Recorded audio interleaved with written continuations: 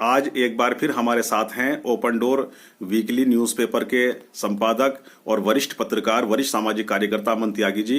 दर्शकों के लिए प्रस्तुत है इनसे की हुई बातचीत के मुख्य अंश। अमन त्यागी जी, आपका एक बार फिर बहुत बहुत स्वागत है हमारे इस चैनल में। जी, आपका भी बहुत बहुत शुक्रिया। अमन त्यागी जी, 22 जनवरी 2024 को लेकर अगर हम बात करें, जैसा कि अयोध्या में मंदिर की प्राण प्रतिष्ठा जैसा बड़ा विशाल कार्यक्रम होने जा रहा है, तो हमारे देश में एक माहौल क्रिएट हो रहा है, खासतौर से मुस्लिम कम्युनिटी को लेकर, कि वो 22 जनवरी से लेकर और 26 जनवरी तक अपने आप को जो है वो थोड़ा सा देखभाल कर अपना काम करें, अपने घरों में सुरक्षित तरीके से रहे, बाहर ज्यादा सफर न करें बसों का, ट्रेन का। तो इस माहौल को लेकर आपका क्या कहना है?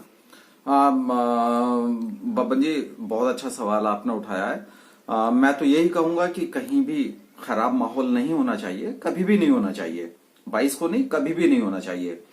दूसरी बात, जहां तक भगवान श्री राम की बात आई है, तो मैं सीधे कह देता हूं, जिस तरह से हम मानते हैं कि अल्लाह पूरी कायनात का मालिक है, जी जी, है ना, तो उसी तरह से सनातन धर्म में एक आस्था है कि भगवान ने या अल्लाह ने श्री राम के रूप में एक भौतिक रूप से अवतार लिया और वो पूरी कायनात के मालिक हैं। जी। तो जब अल्लाह हो या श्री राम हो, पूरी कायनात के मालिक हैं, तो वो उनको कोई माने तब भी, नहीं माने तब भी। जी। आप इस बात को ऐसे समझ लीजिए कि एक पिता के लिए कोई सी भी संतान हो, वो पिता की सेवा करे तब भी वो पिता की संतान है, नहीं करे तब भी पिता की संतान है। तो पूरे देश के लिए श्री राम मालिक है, पूरी दुनिया के लिए श्री राम मालिक है, जैसे अल्लाह पूरी दुनिया के लिए मालिक है। हम अगर माहौल खराब करेंगे या कोई भी माहौल खराब करेगा, तो ये हमारी आस्थाओं को ठेस पहुंचने का सबसे बड़ा कारण बनेगा। आस्थाएं तभी बनी रहती हैं जब सब मिलजुल करके रहते हैं। एक बात। दूसरी बात रही कि जो विरोध करने वाले लोग हैं, उनकी वो जाने क्यों विरोध कर रहे हैं और कैसे विरोध कर रहे हैं, इस पे भी सवाल खड़े नहीं होने चाहिए।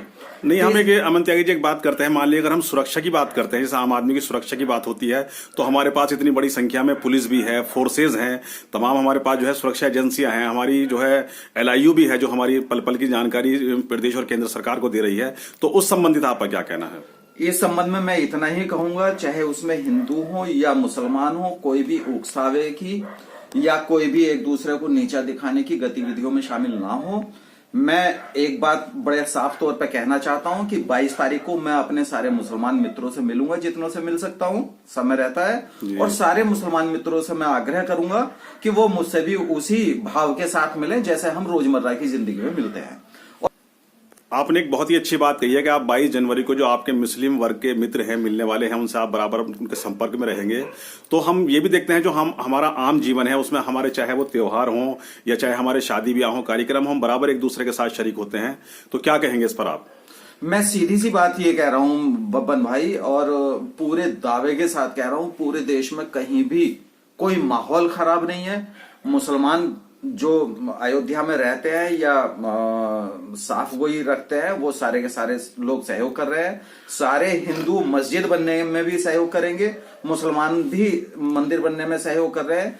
अमन त्यागी जी, एक बात और याद आई कि जो राम मंदिर बनना है उसके जो कारीगर हैं, जो वहां पे काम कर रहे हैं, तो बड़ी तादाद में मुस्लिम वर्ग के लोग हैं। इस पर आपका क्या कहना है? मैं बिल्कुल वही नहीं, यहाँ हरिद्वार से जब कांवर आती है तो कांवर बनाने वाले बहुत सारे मुसलमान होते हैं, बहुत सारे मंदिरों का निर्माण करने वाले कारीगर मुसलमान होते हैं। आम जीवन की बात कर रहा हूँ। आप अगर राजनीतिक रूप से 10, 12, 15 हजार लोगों को छोड़ दो, तो उन्हीं में से माहौल खराब करने वाले, उनके पीछे जो सब तबका चलेगा उसी के यहाँ माहौल खराब होगा, अन्यथा कहीं माहौल। अच्छा अमन त्यागी जी, प्रदेश सरकार ने और केंद्र सरकार ने भी आग्रह किया है लोगों से भी, और खासतौर से जो हमारी बड़ी कम्युनिटी है, बहुसंख्यक वर्ग के लोग हैं, उनसे भी निवेदन किया है कि वो 22-23 तारीख तक जो है अयोध्या न आए, क्योंकि सुरक्षा की दृष्टि से भी ये बेहतर नहीं है ज्यादा भीड़ का इकट्ठा होना। इस पर आपका क्या कहना है? इस पर सीधी सी बात है, जब भीड़ एक साथ इकट्ठी होकर के जाती है तो ट्रैफिक पे फर्क पड़ेगा जी, लोगों के रोजगार पे फर्क पड़ेगा जी, है ना। आवागमन में हो सकता है कि कहीं भीड़ विचलित हो जाए तो उसी में दबदबा के लोग मर जाते हैं जी, लेकिन इसमें कहीं कम्युनिटी को लेकर के कोई बात नहीं है जी। ये सिर्फ सुरक्षा की दृष्टि से,